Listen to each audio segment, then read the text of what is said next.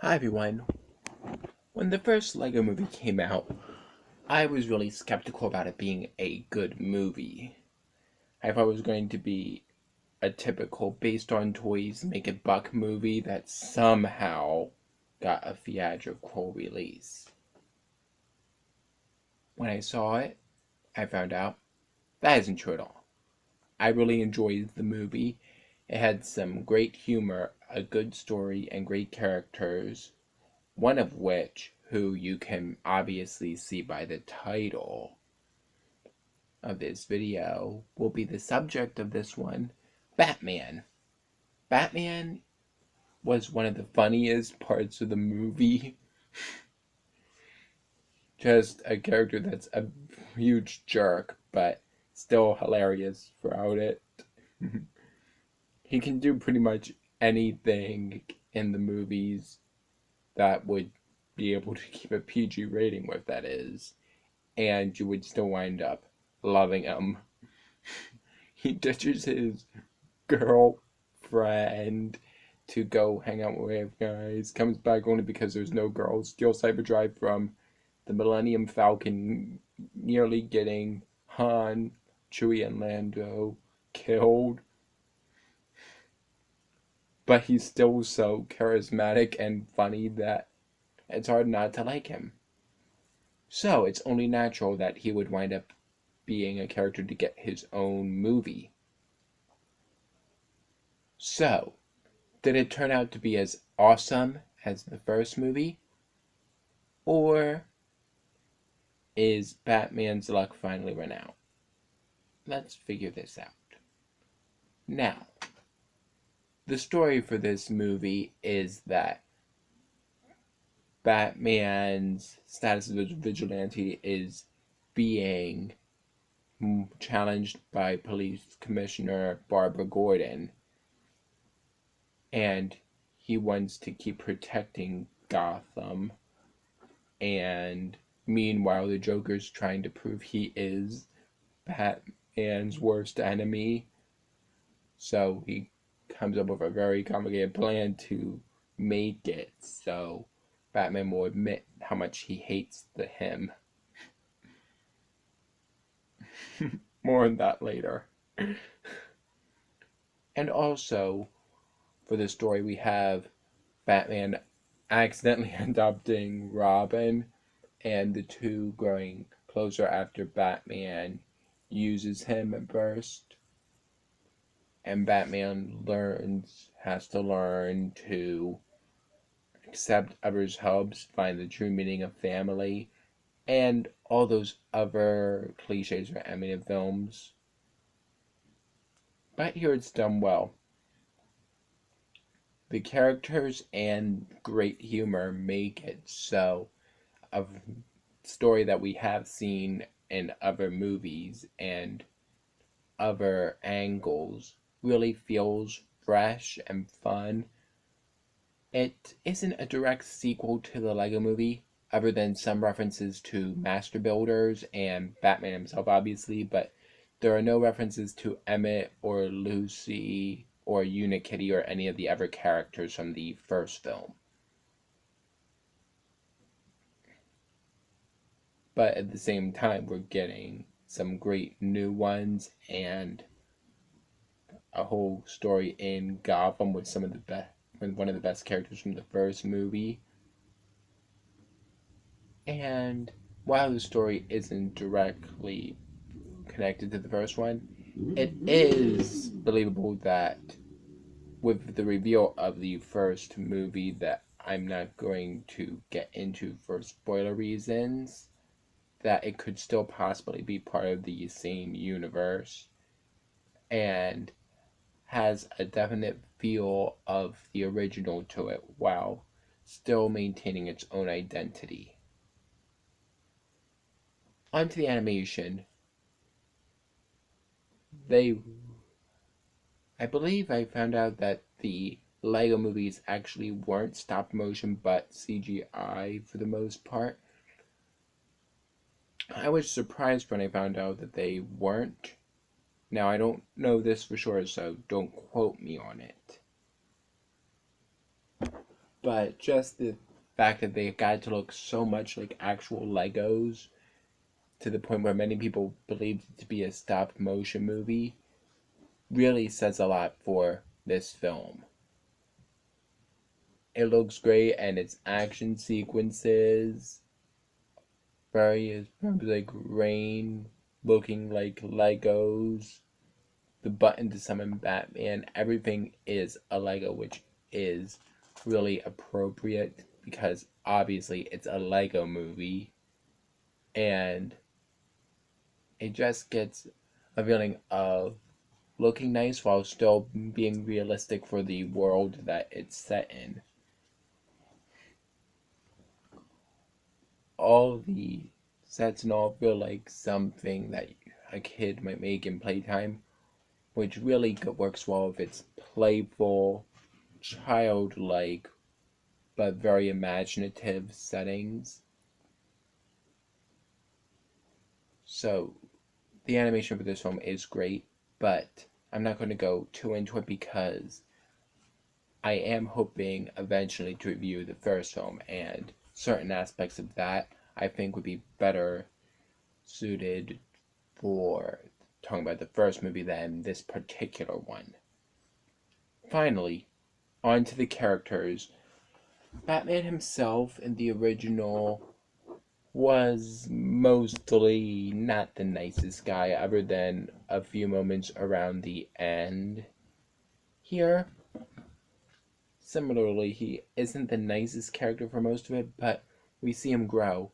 We see why he is the way he is, and it really dives into how much the tragedy of losing his parents has made him become cold, unwelcoming towards others, not willing to let others into his life. But at the same time, he has a great sense of humor, a certain sentimental side that he hides, and he does have good intentions to protect Gotham, even if it's for his own sake more than the city's. And while he does make a lot of selfish choices for the movie, particularly surrounding Robin, around the end, we really are happy to hope he grows and see how much he's changed. Okay, yeah, I admit that's kind of a spoiler, but unless I go into specific details, parents are going to go complaining if Batman's a jerk the whole time to their kids. I mean, what their kids saw and be like, my kids saw Batman do this, this, and this. So it's obvious he's going to change. Robin is a lot more childlike than you might expect from other versions, and they really play up the father and son angle well. And the fact that for 90% of the movie, Robin is completely oblivious that Bruce Wayne and Batman are the same person leads to so much comedy. Oh, and there's some there with the Joker too.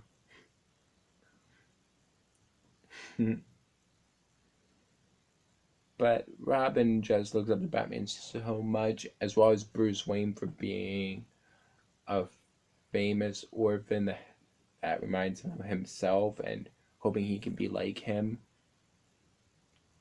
So there are definite reasons that he would look up to him, and seeing the two bring out the best in each other, especially Robin for Batman, is heartwarming.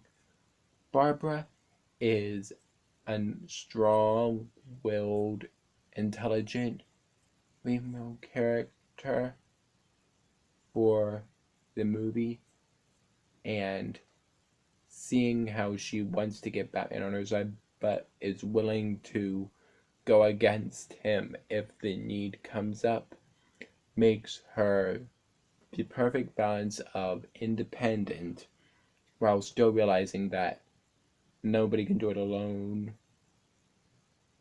Message that the whole movie is going for Batman.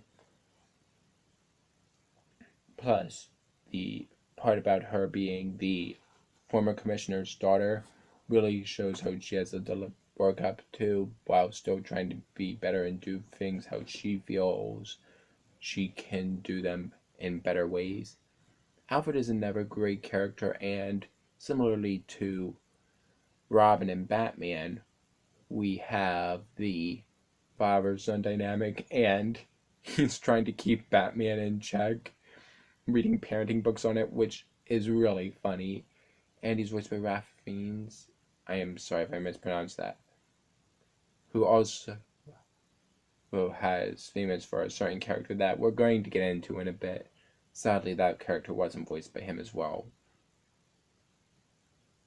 Now, on to the villains of the movie. A lot of them are Batman villains that are well known and have little quirks. Like Harley is her typical Joker himself, but since Joker is pretty much Batman's ex-boyfriend in this movie, hi Duita, I know you're probably squealing at that, but so that really downplays the love aspect. But seeing her be one of the more supportive ones, which is nice in an evil sort of way. A lot of them have little quirks, like we have Catwoman doing meow meow, which reminded me a little bit of Henrietta Pussycat from Mr. Rogers. And then a bunch of other obscure villains are mentioned, as well as some of the more famous ones like Penguin with Riddler, etc., etc. All the other ones that are in this movie. But then we find more obscure ones like Condiment King and Calendar Man, who apparently actually exist. Yeah, Joker even mentions to Google it. And then we have the villains from the Phantom Zone. Oh boy, some of these guys I love to seeing. We have the shark from Jaws, King Kong, a raptor from Jurassic Park, the Wicked Witch of the West, the Gremlins, and of course, Lord Voldemort and Sauron. All of them bring some great comedy to the film, and they could have gone for a really dull version of the Raptor, Jaws, or King Kong just growling and all, but since it's a Lego movie, they're going for comedy, so they're able to talk too. And like when the Joker arrives, the shark suggests eating him. And Voldemort gets some really out of character moments that I'm not going to get into too much, but leads to some great comedy.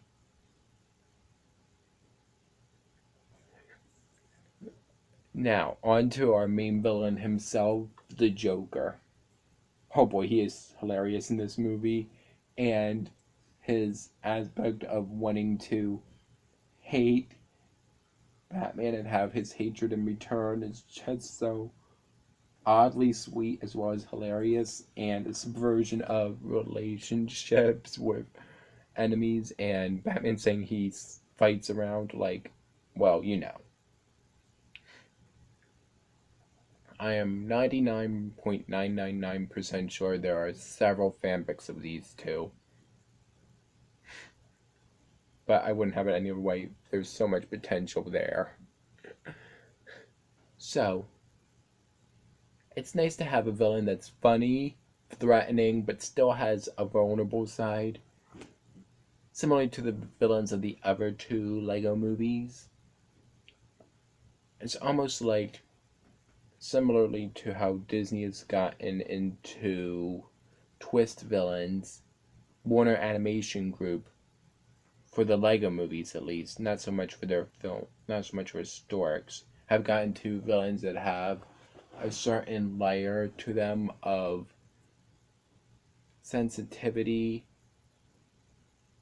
wanting to be loved and accepted, which is a great message for kids because some people might really be that bad, but others, if you reach out to, might not seem quite as bad, even though the Joker is implied that he'll still be a villain.